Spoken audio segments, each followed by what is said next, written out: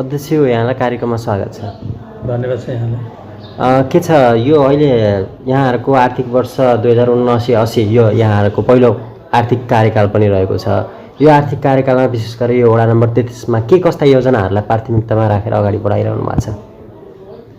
हामीले अहिले विशेष गरी अहिलेको योजना चाहिँ हामीले यो भरतपोखरीमा यहाँको भौगोलिक हिसाबले पनि अलिकति 3 खण्डमा चाहिँ विभाजन भएको चाहिँ अवस्था छ। जस्तै एकातर्फ सेती नदीको किनारमा बसोबास गर्ने बासिन्दाहरू छन् भने एकातर्फ बिचको भूभाग जुन हाम्रो पहाडी भूभाग छ त्यही अनुसारको भौगोलिक हिसाबले बनेको बनावट छ भने अर्कोतर्फ यो सुरौदी नदीको किनार हुँदै शुक्ला गण्डकी जोडिने र यता अर्कोतर्फ पनि सेती गण्डकी किनार हुँदै शुक्ला गण्डकी जोडिने जुन चाहिँ हाम्रो भौगोलिक 3 खण्डले चाहिँ विभाजन भएको चाहिँ यो 33 नम्बर वडा छ।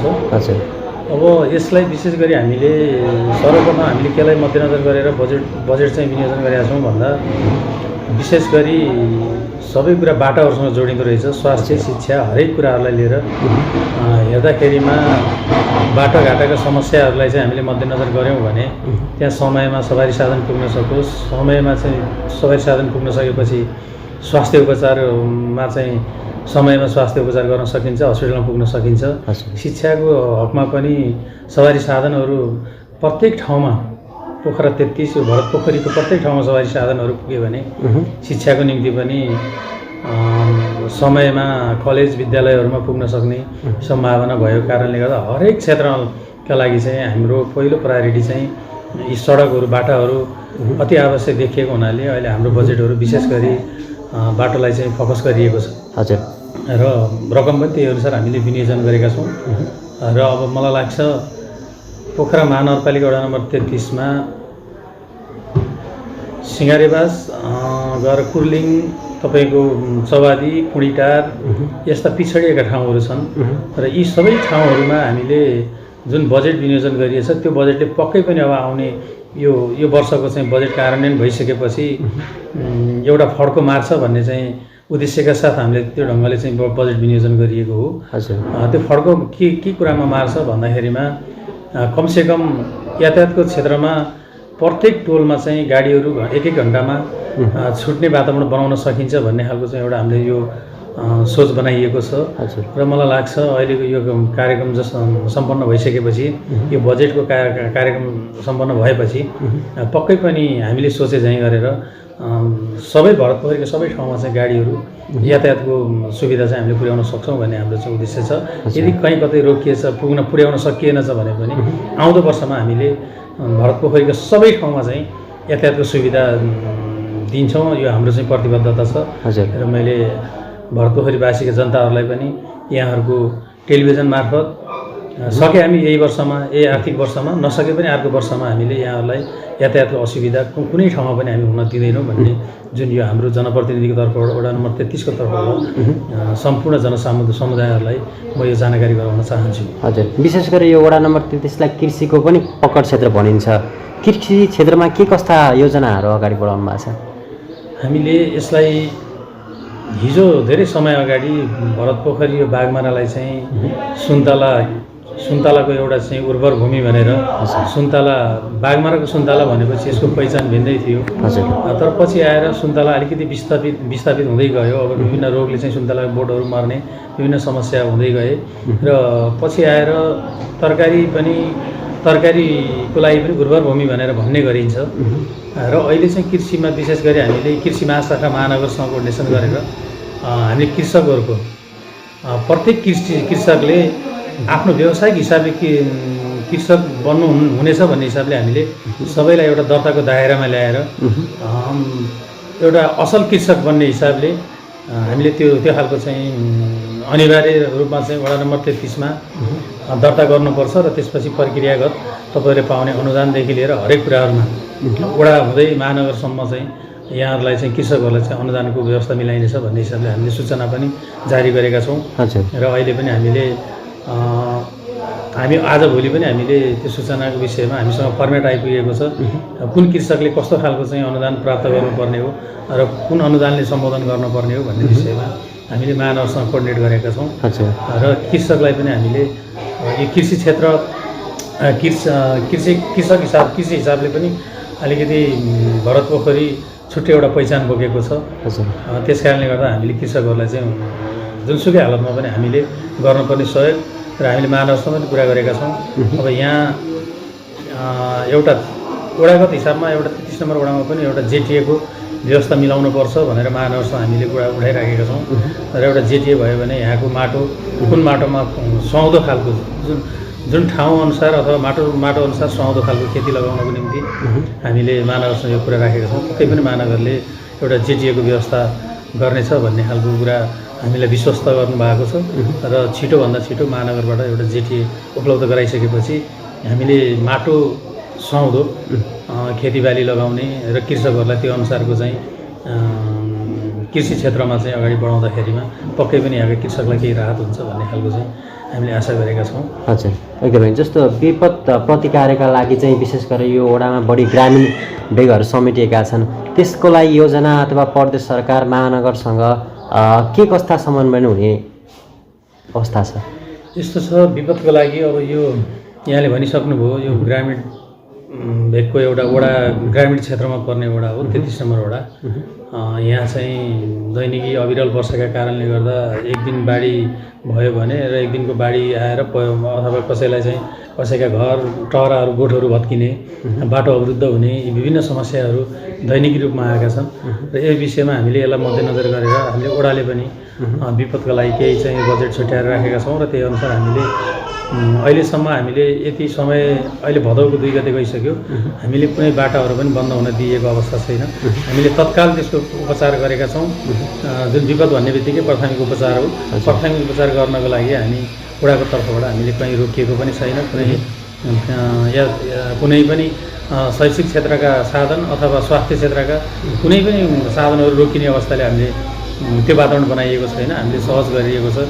खबर पाउने बित्तिकै हामीले त्यो ठाउँमा चाहिँ आवश्यक कारबाही गरेका छौँ र निरन्तर रूपमा चाहिँ सञ्चालनमा आइरहेको छ। अब कतिपय घरहरू भत्किएका छन्, ती निवेदनहरू पनि हामीसँग आएका छन्।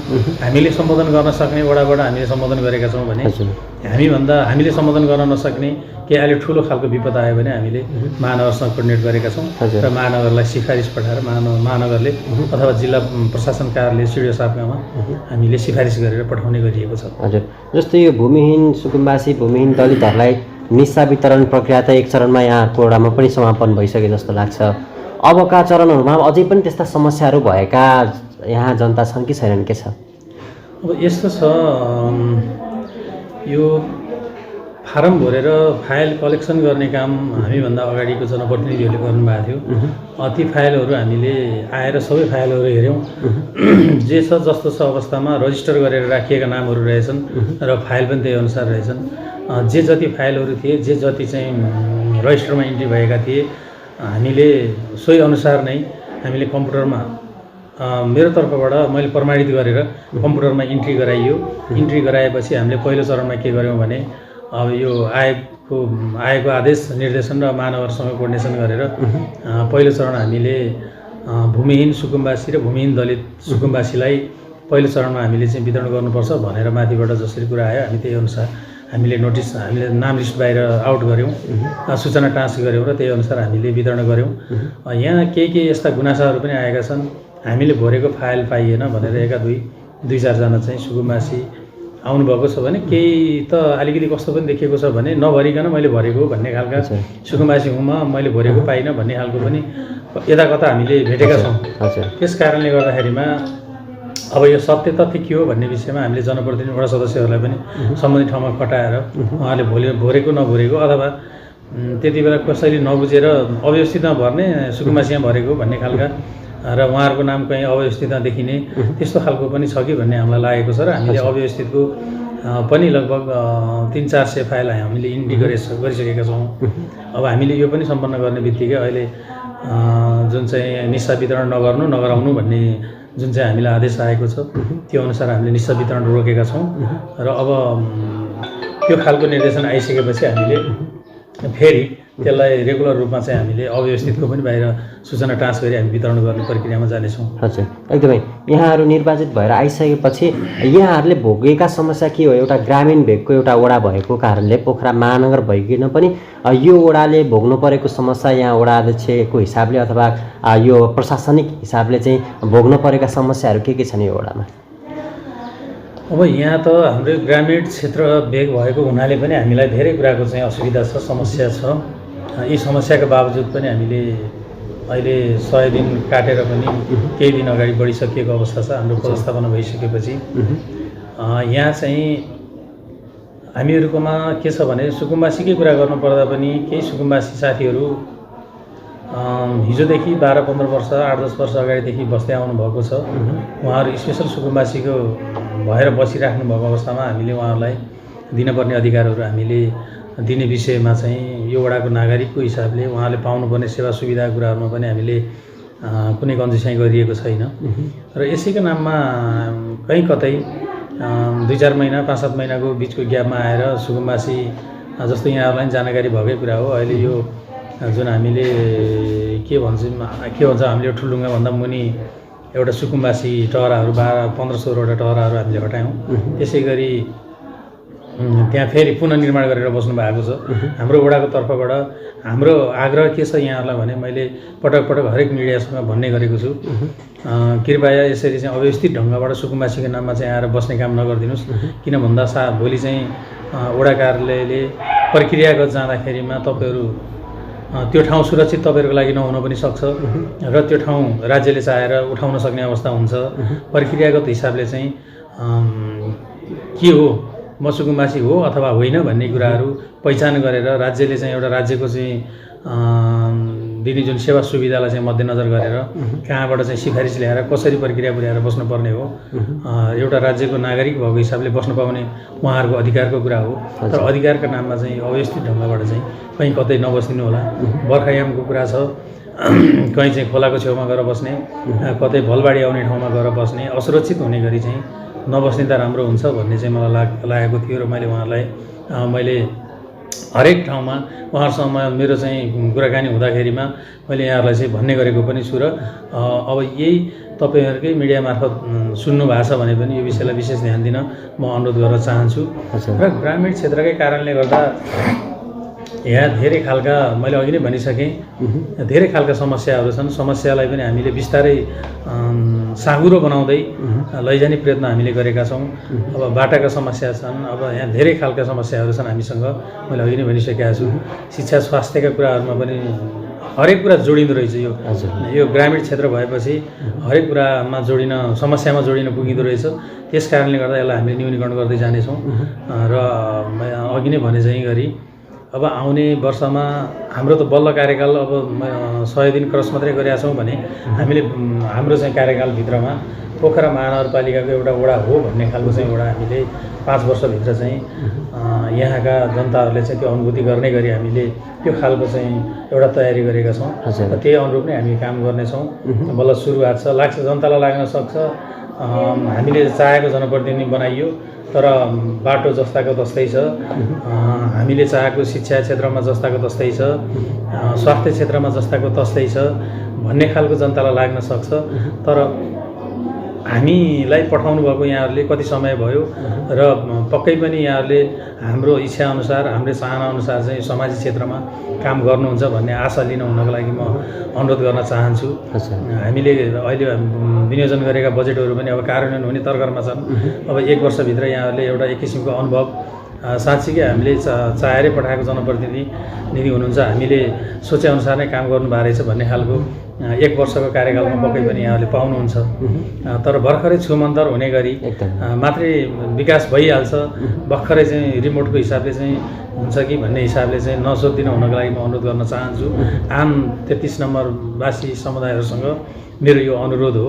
र हामी भर्खरै जनप्रतिनिधि भएर आउँदै गर्दा पनि जस्तो यो दोबिलादेखि बागमारा लामगारी सडक खण्डको अवस्था, गाडीहरू हामी लिएर हिँड्दा अथवा मोटरसाइकल स्कुटर लिएर हिँड्दा कहाँ ठोकिन्छ भन्ने अवस्था थियो र हामीले यसलाई प्राथमिक उपचार पनि गऱ्यौँ।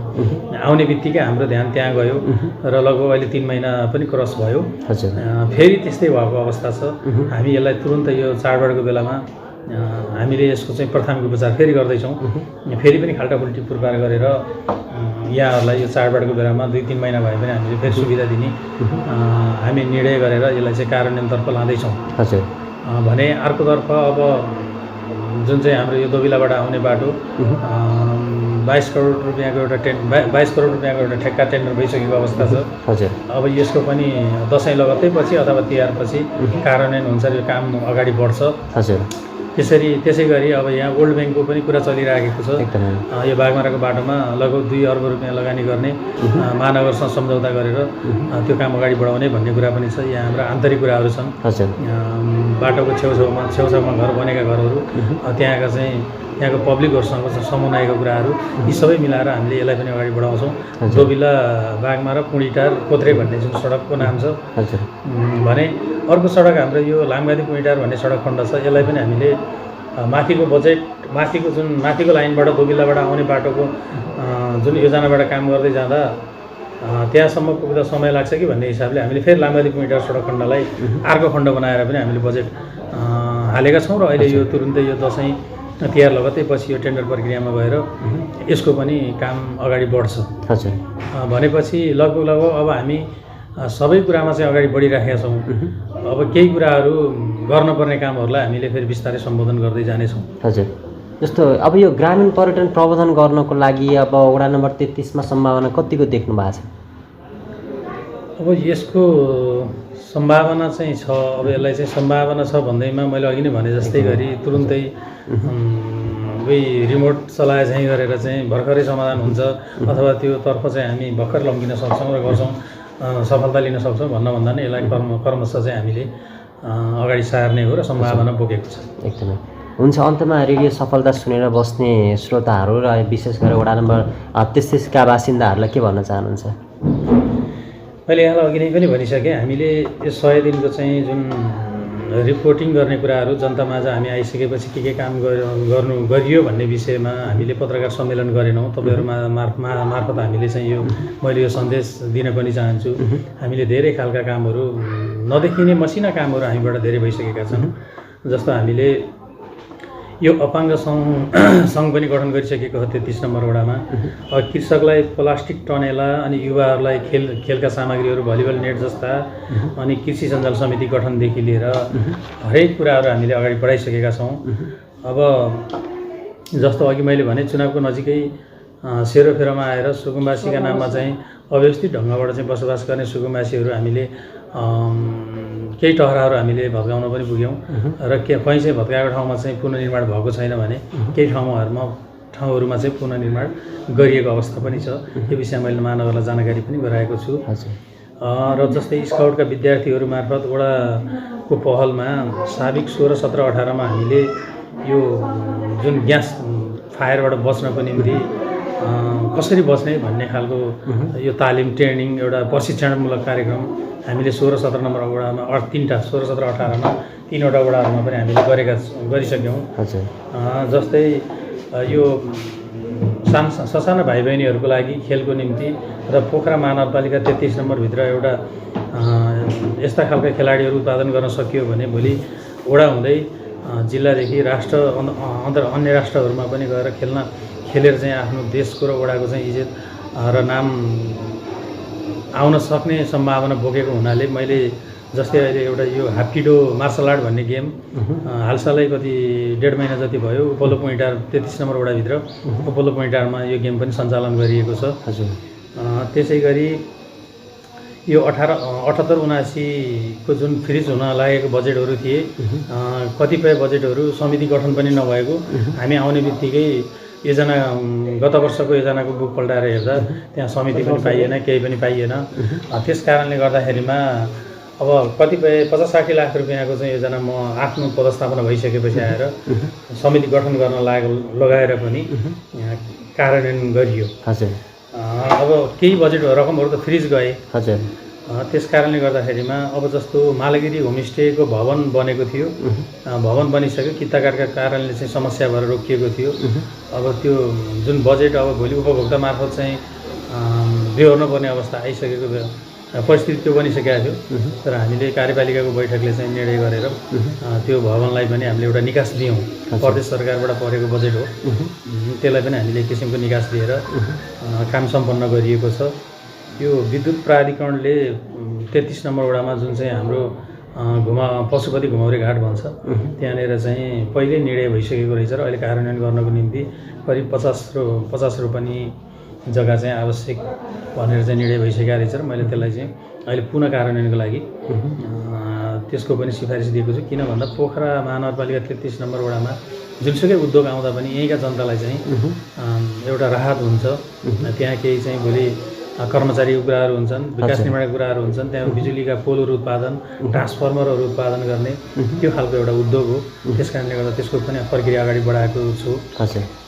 जस्तो अब यो फोहोर मैला व्यवस्थापनको विषयमा पनि एक किसिमको राम्रै चाहिँ कास्कीमा महानगरमा विशेष गरी राम्रै तरिकाले चाहिँ एउटा बजारमा व्यापक भएको विषयको कुरा हो। यो विषयमा पनि हामी महानगरको तर्फबाट धरान पनि पुग्यौँ। त्यहाँको चाहिँ फोहोर मैला व्यवस्थापन कसरी भएको रहेछ, कसरी गर्न सकिने रहेछ, त्यहाँ कतिजना जनसङ्ख्या रहेछन् धरानमा र त्यहाँ कति जनसङ्ख्यालाई कति क्यापेसिटीको चाहिँ मेसिन अथवा त्यो कति पावर भोल्टेजको चाहिँ मेसिनरी प्रयोग गरिएको छ। यी सबै कुराहरू हामीले अब जस्तै त्यहाँ उत्पादन भएका ग्यासहरू, त्यो प्लान्टबाट उत्पादन भएको ग्यास तपाईँको हामीले टेम्पो चलेको पनि पाइयो। टेम्पो जस्तै ग्यास उत्पादन भयो, प्लान्टबाट भएको उत्पादन भएको ग्यास सिलिन्डरमा लोड गरेर त्यो ग्यास धरानको बजारमा लगेर एउटा पम्पको रूपमा राखेर त्यहाँ पनि सिलिन्डरहरू त्यहाँ चाहिँ तपाईँको एउटा टलीमा राख्ने नै रहेछ र त्यो टलीमा राखेपछि त्यो सिलिन्डर फेरि टलीबाट फिट भएर जस्तो हाम्रो पेट्रोल पम्प जस्तै हुन्छ त्यहाँ चाहिँ कनेक्सनले चाहिँ त्यहाँ जोडिएको र जस्तो हामीले साइकलमा हावा हाल्छौँ, मोटरसाइकलमा हावा हाल्छौँ, त्यस्तै खालको टुटीबाट प्रयोग भएर टेम्पोमा भरेर चलेको टेम्पोहरू अथवा हामीले टेम्पोमा पनि भरेर हेरियो। देख्दाखेरिमा यो खालको देखियो भने जस्तो धरानमा एउटा प्लास्टिक जन्ने चिजको चाहिँ प्रयोग आएको देखिएन र हामी त्यसै गरी दिल्ली पनि गयो। यही विषयलाई लिएर महानगरले पठाएर हामी दिल्लीसम्म पनि पुग्यो र हामीले त्यहाँ पनि 3-4 ठाउँको प्लान्टहरू हेरियो। त्यहाँ पनि जस्तो यो कोर्लाबाग भनेर गएको थियो भने दिल्लीको कुनै ठाउँहरूमा एउटा चुरे पहाड बनाएर फोहोरलाई राखिएको र त्यो चुरे पहाडमा क्रसर पनि सञ्चालन भएको, फोहोरको थुप्रोमा क्रसर सञ्चालन भएको पनि पाइयो। जस्तै मिट्टी भनेर हिन्दी भाषामा मिट्टी भन्ने हामी माटो भन्छौँ, फोहोरहरू कुहेर माटो बनेको अवस्था देखियो। प्लास्टिक जन्ने कुराहरू कहिले पनि नकुहुने थियो। प्लास्टिकलाई चाहिँ रिफाइन गरेर प्लास्टिकको चाहिँ मेटेरियल त्यो प्रोडक्ट बनाउने भयो। अनि त्यो माटो चाहिँ कहाँ लगेर प्रयोग गर्दो रहेछ इन्डियाले भने तपाईँको जहाँ खाल्टाखुल्टी अथवा जमिनको सतह नमिलेको ठाउँमा चाहिँ त्यसलाई लगेर फिलिङ गरेर पुरेर चाहिँ त्यो जमिनको लेभल बनाउने काम पनि गरेको देखियो। र कहीँ चाहिँ हामीले देख्यौँ धेरै लगानी लागेको, जस्तो यो भावना भन्ने ठाउँ दिल्लीको त्यो ठाउँमा गएको हामीले हेऱ्यौँ। त्यहाँ हेर्दा त्यहाँ व्यवस्थित ढङ्गले चाहिँ त्यहाँको प्लान्ट यति राम्रोसँग चलेको रहेछ। त्यसको त्यो देख्दा त्यहाँबाट 24 मेगावाट विद्युत उत्पादन हुँदो रहेछ। त्यो 24 मेगावाट विद्युत उत्पादन गरेपछि इन्डिया सरकारलाई, त्यो प्राइभेट कम्पनी भएको हुनाले इन्डिया सरकारलाई चाहिँ करिब 5 रुपियाँमा चाहिँ 5.5 रुपियाँ 50 पैसामा चाहिँ सरकारलाई चाहिँ बिक्री गर्दो रहेछ।